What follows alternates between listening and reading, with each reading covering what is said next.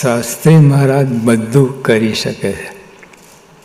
એમને પોતે અટલાદરા વાત કરી કે મારા બાહુબળથી હું આ મંદિર બનાવીશ.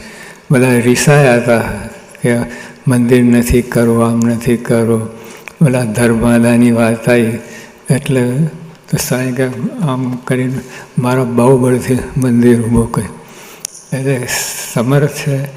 હવે બ્રહ્માંડો ઊભું કરી શકે, બ્રહ્માંડોની રચના બધી બનાવી શકે. તો આ મંદિરનો શું હિસાબ? પણ એ સેવા આપણને આપી છે. ટૂંકમાં આપણે આ ખાસ સમજવાનું છે. આપણી તો લાયકાત નથી અને કોઈ પણ આપણને સેવા આપી છે. એ સેવા આપવાનું કારણ આ સ્વભાવ ઘસાય અને જે શાસ્ત્રી મહારાજ બધું કરી શકે છે. એમને પોતે અટલાદરા વાત કરી કે મારા બાહુબળથી હું આ મંદિર બનાવીશ. બધા રીસાયા હતા કે મંદિર નથી કરવું, આમ નથી કરવું.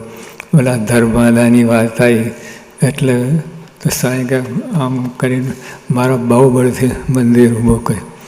એટલે સમર્થ છે. હવે બ્રહ્માંડો ઊભું કરી શકે, બ્રહ્માંડોની રચના બધી બનાવી શકે. તો આ મંદિરનો શું હિસાબ? પણ એ સેવા આપણને આપી છે. ટૂંકમાં આપણે આ ખાસ સમજવાનું છે.